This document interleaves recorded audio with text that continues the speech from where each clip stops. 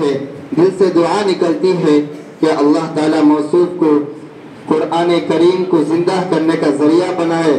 اور اسکول کی پڑھائی کے ساتھ ساتھ حافظ قرآن اور عالم باعمل بھی بنائے۔ ابھی آپ موصوف سے تلاوت کلام اللہ سماعت فرما رہے تھے، گویا کہ تلاوت آسمان کے بیچ ستاروں کی سو بھی ہے، لیکن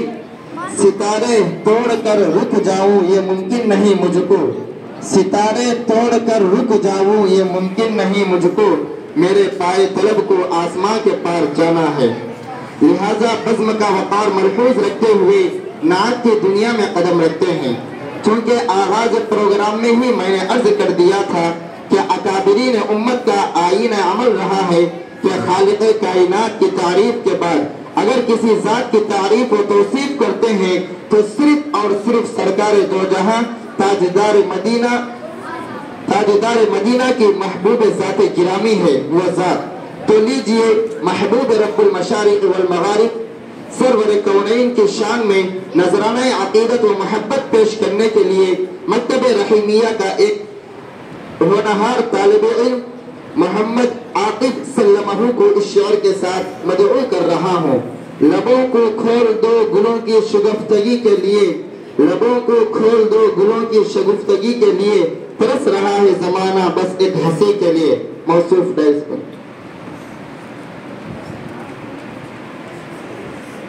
السلام علیکم ورحمۃ اللہ وبرکاتہ۔ ہم نے آنکھوں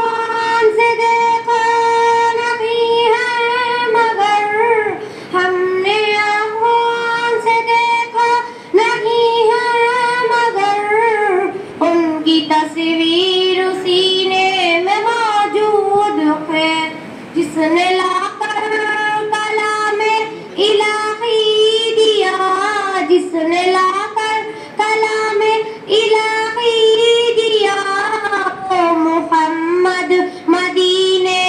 میں موجود ہے۔ پھول کھلتے ہیں پڑھ پڑھ کی صلی اللہ، پھول کھلتے ہیں پڑھ پڑھ کی صلی اللہ، جھوم کر کے رہی ہے عباد صبا، ایسی خوشبو چمن کے گلوں میں کہاں، ایسی خوشبو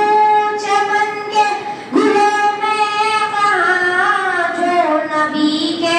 پسینے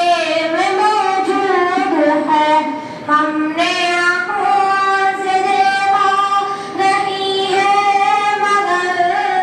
ہم نے آنکھوں سے دیکھا نہیں ہے مگر، ان کی تصویر سینے میں موجود ہے، جس نے